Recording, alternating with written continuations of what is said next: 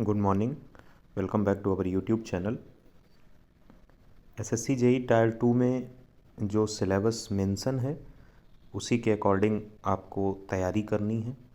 बहुत ज़्यादा क्वेश्चंस लगाने से ज़्यादा बेहतर है कि आप सिलेबस को ध्यान में रखकर चीज़ें पढ़ें।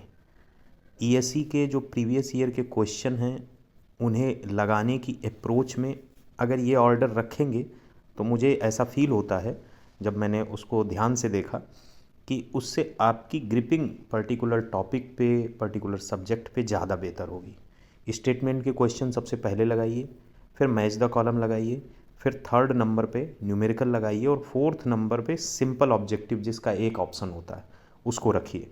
ये मतलब मेरे कहने का ऑर्डर है, एक सब्जेक्ट में ट्राई करके देखिएगा तो थोड़ा रियलाइजेशन होगा और रुचि बढ़ेगी। रुचि का मतलब जब एक तरफ से आप क्वेश्चन करते हैं तो फिर जब दूसरे टॉपिक में जाते हैं तो उनके भूलने की प्रोबेबिलिटी ज़्यादा हो जाती है। और जब इस वे में जाएंगे तो आपको ये थोड़ा कनेक्टिविटी फील होगी कि पर्टिकुलर टॉपिक और थोड़ा एक A4 साइज पेपर रख के अलग अलग टॉपिक्स के ऊपर ये सिलेबस आपके द्वारा लिखा हो, इस तरीके से अभी से कैटेगराइज कर लीजिए। आपको अगले 1 महीना जम के पढ़ना है और उस 1 महीने के 30 दिन में आपको 15 टॉपिक पढ़ने हैं, यानी टेक्निकली आपको एक टॉपिक के लिए 2 दिन मिल रहे हैं। अब उन 2 दिनों में पूरी पूरी मतलब रुचिपूर्ण तरीके से पढ़ाई करनी है। अगर यहाँ पे इतने टॉपिक लिखे हैं तो पेंट वार्निश को छोड़ देंगे या टिम्बर को छोड़ देंगे या सिलिकेट बेस्ड मटेरियल को छोड़ देंगे, इस तरीके से नहीं चलना। एक एक चीज़ के टॉपिक को क्वेश्चंस को करना और उनसे एक आउटपुट निकलता है। जैसे अगर आप मान लो टिम्बर है, अब टिम्बर के अगर क्वेश्चन ईएससी के ही लगाएंगे आप तो उसके बाद आप उसमें कुछ लिख सकते हैं उससे रिलेट करके कि इसमें आर्टिफिशियल सीजनिंग क्या है, इलेक्ट्रिकल सीजनिंग क्या है, टिम्बर की प्रॉपर्टीज़ क्या हैं, उनके डिफेक्ट्स क्या हैं, उनसे रिलेट करके माइंड में रिटेंटिविटी कितनी है, क्योंकि वहाँ पे रिटेंटिविटी एक्ट करती है क्वेश्चन सॉल्व करने में। तो इस चीज़ को रखिएगा। बाकी हमने यहाँ पे बिल्डिंग मटेरियल से रिलेट करके कुछ कॉन्सेप्चुअल क्वेश्चन बनाए, न्यूमेरिकल नहीं रखे हैं। हमारी अप्रोच ये थी, कुछ चीज़ों में इन्वॉल्व होने की वजह से समय नहीं मिल पाया तो वीडियो नहीं डल पाया, बल्कि हर दिन यही लगता रहा कि हमें काम इस सेंस में करना है। तो अभी ये हमने कंप्लीट किया है, आगे फिर कोशिश करेंगे कि जल्दी से जल्दी वीडियो डलते रहें, आप तक चीज़ें पहुंचती रहें। तो इनमें अप्रोच यही रखनी है, जैसे मैंने इसको बनाने की अप्रोच जो रखी है, जो मैं वीडियो बनाना चाहता हूँ जिस तरीके से कि पहला कॉन्सेप्चुअल है, अगला वाला न्यूमेरिकल है, फिर दूसरे टॉपिक पे चले जाएंगे। इस तरीके से कम मैं ये तो नहीं कहता हूँ कि 100% चीज़ें कवर हो रही, 40% भी अगर आप तक वो चीज़ें पहुँचेंगी थोड़ा एनालिसिस के साथ तो आपकी प्रिपरेशन में थोड़ी स्ट्रेंथ आएगी। तो देखते हैं जो क्वेश्चंस हमने शामिल किए हैं अपने लेवल पे, थोड़ा थोड़ा आपके अंदर वो चीज़ आएगी कि हाँ मेरी प्रिपरेशन कैसी है, आप पकड़ पाएंगे। पूरा हिस्सा नहीं है इसमें, 40% 30% हिस्सा है, बाकी नेक्स्ट वीडियो में भी कंप्लीट होगा। पहला क्वेश्चन है, which one of the following is not correct for characteristics of lime. अब लाइम की कैरेक्टरिस्टिक्स हमें पता होनी चाहिए, इस क्वेश्चन से ये चीज़ क्लियर होती है। तो लाइम कैसे बनता है, लाइम स्टोन है, CaCO3 है, उसको हीट करो 800 डिग्री सेंटीग्रेड पे तो CaO प्लस CO2 बनेगा। तो ये जो CO है ये लाइम कहा जाएगा, ये लाइम स्टोन हो गया। तो ये प्रारंभिक बात हो गई कि हमें इसके फ्रेम ऑफ रेफरेंस में कुछ पता होना चाहिए।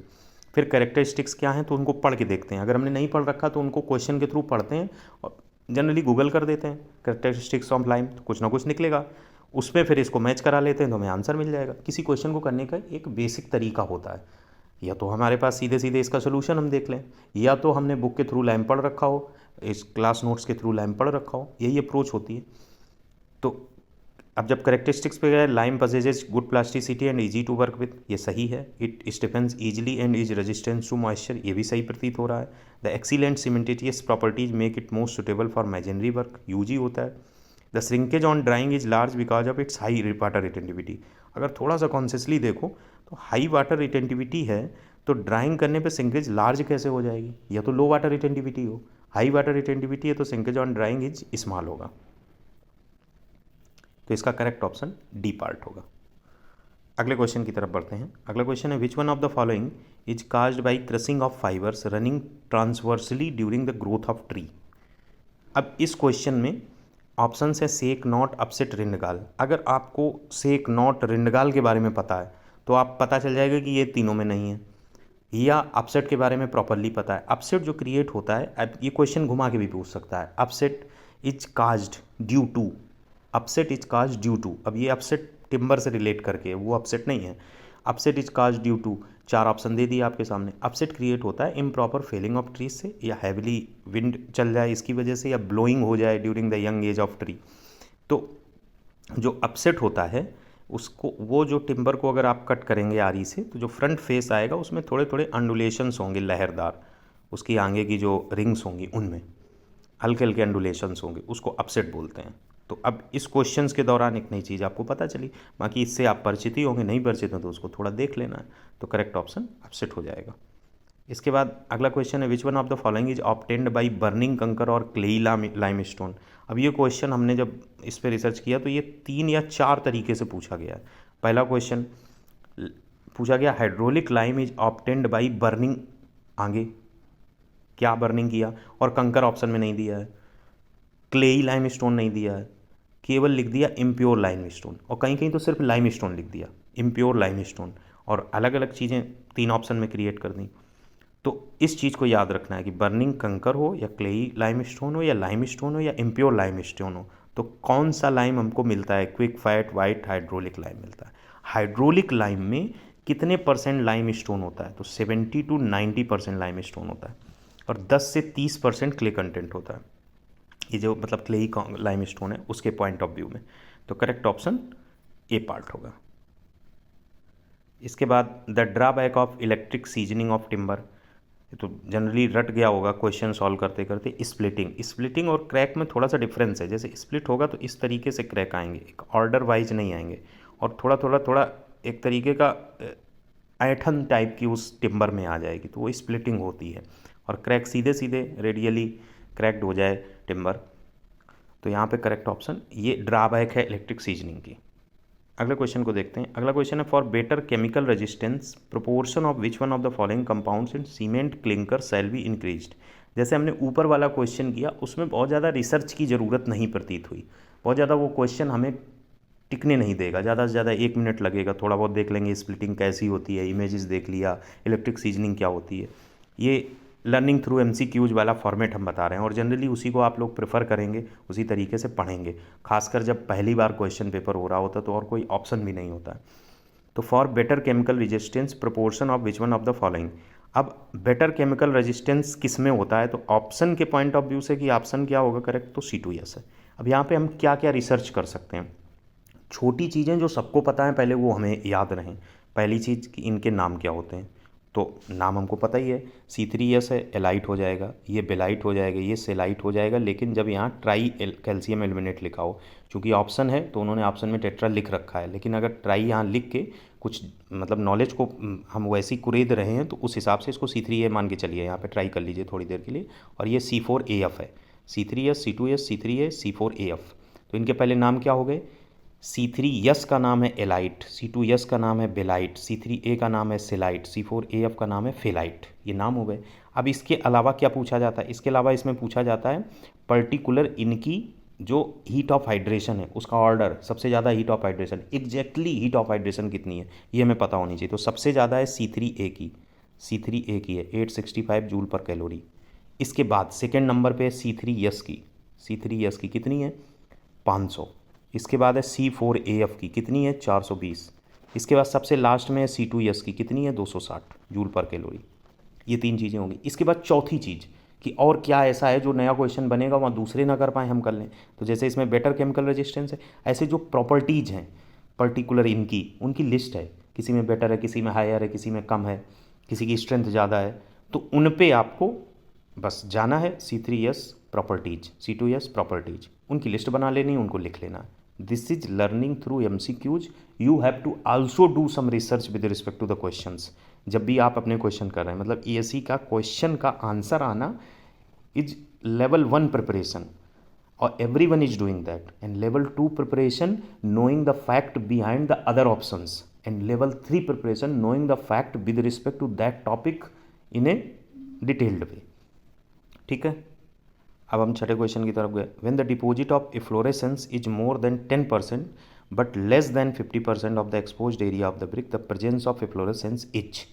अगर इससे रिलेटेड हमें पता होगा कि ब्रिक में जो इफ्लोरेसेंस है उसके एरिया के हिसाब से कैसा कैटेगरी वाइज डिस्ट्रीब्यूशन है, क्या बोला जाता है उसको, तो 10% से कम हो तो स्ट्रेट बोलते हैं, स्लाइट लिखा है स्ट्रेट, उसी को स्ट्रेट बोल दो, स्लाइड बोल दो, ठीक है। सेकेंड नंबर पे अगर 10 से 50 है तो मॉडरेट, जो इस क्वेश्चन का आंसर हो जाएगा, और 50 से ज़्यादा है तो हैवी। तो फ्लोरेसेंस का कंट्रीब्यूशन एरिया में कितने परसेंटेज है उसके हिसाब से स्ट्रेट, मॉडरेट और हैवी नाम दिया जाता है। अगला क्वेश्चन देखते हैं। अगला क्वेश्चन है कंसीडर द फॉलोइंग स्टेटमेंट्स।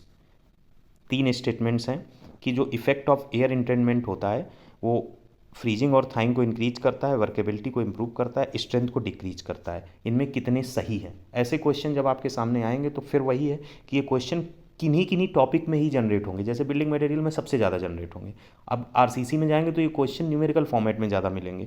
ऐसे अदर हैं जहाँ पे जनरेशन का पॉइंट ज़्यादा है वहाँ मिल जाएंगे, बहुत जनरली बहुत ज़्यादा नहीं आएंगे, लेकिन जिस टॉपिक में यही एग्जिस्ट करता तो वो आएगा ही।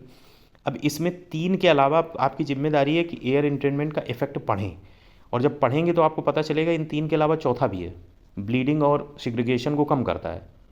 5वां भी है, परमिबिलिटी को डिक्रीज करता है।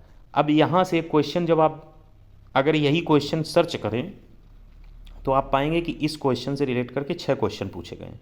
उन 6 क्वेश्चन में 3 क्वेश्चन इस बात के हैं कि which of the following is not the effect of air entrainment, और उनमें ये तीनों जनरली आपको मिलेंगे।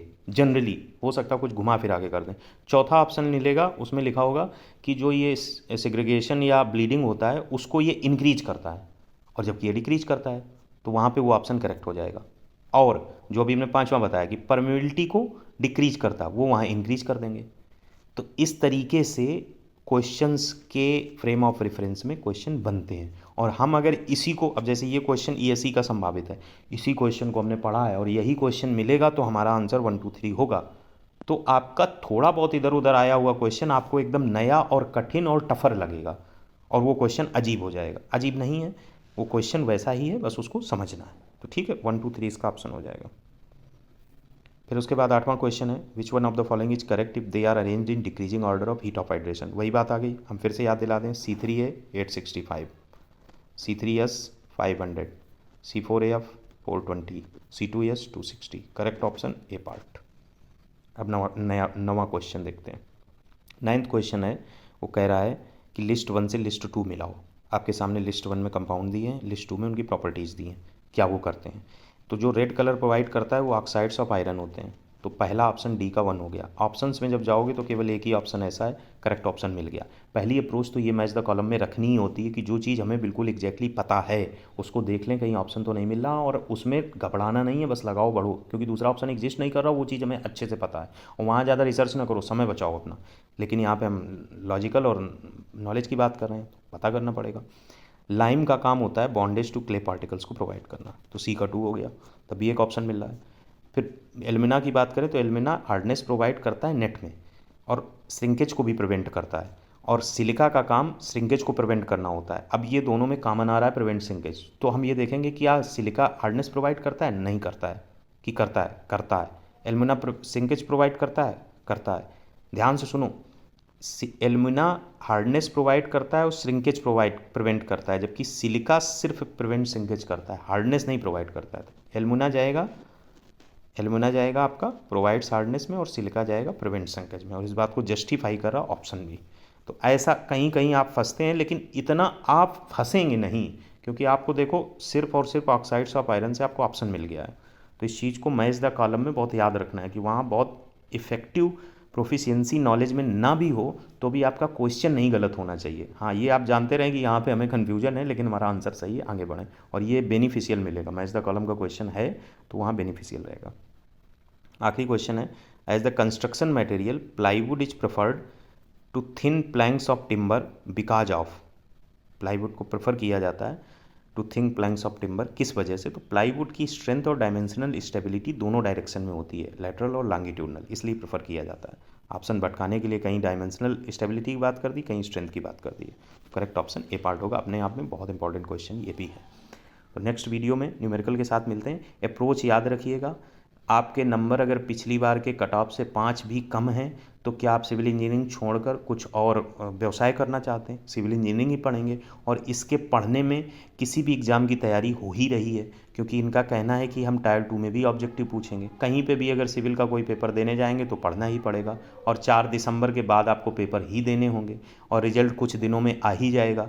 तो बहुत ज़्यादा दिनों की रिस्क नहीं है और पढ़ना कोई अपराध नहीं है। तो पढ़ लेंगे, और अगर हमारा रिजल्ट ख़राब आता है तो उसे ये सज़ा मानेंगे कि जब हमने उस समय पढ़ाई नहीं की तो ये सज़ा हमें इतने दिन पढ़ने की मिली, जिससे हमारे वो टॉपिक कम से कम मजबूत हो गए।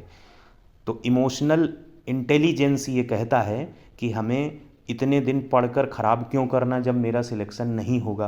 तो ये बात सोच के डिप्रेशन में बैठे रहना या उस विषय पर ना पढ़ना, कहीं धोखे से एक नंबर आपका वहाँ हो गया, किसी के कई देने भर से कट ऑफ वही फिक्स नहीं होता है, कई फैक्टर्स होते हैं, संयोग से किसी का सही हो जाता है।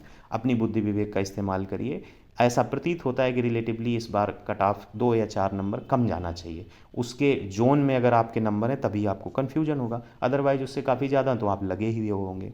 तो ये विषय हमेशा पेचीदा रहा है। इसमें कुछ संयोगवश किसी को वैल्यू मिल जाती है, कुछ संयोगवश किसी को वैल्यू नहीं मिलती है। तो इस पर सीधा सा मेरा कहना है, इंजीनियरिंग छात्र हैं, अपनी मेहनत करते रहें, किसी भी स्थिति में डल जोन में न जिएं, और जो अप्रोच मैंने बताई है पंच कर लीजिए, 15 सेट, 14 सेट, 12 सेट, और उन सब्जेक्ट्स के ऊपर सिलेबस प्रिंट आउट करके निकाल लीजिए, आप खुद अपने हाथ से लिख लीजिए, उन टॉपिक से रूबरू हो जाइए, और जब पेपर देने जाएं तो इस स्ट्रेंथ के साथ जाएं कि हम अपने लेवल पे अपनी तैयारी करके आए हैं और इस क्वेश्चन से फाइट करेंगे। जो नतीजे होंगे देखे जाएंगे, जो नंबर बनेंगे देखा जाएगा, उसको कर्मफल जो होगा देखा जाएगा। हमने अपना इन्वेस्टमेंट किया है टाइम का, ठीक है। तो इस अप्रोच से काम लें। Thanks for watching.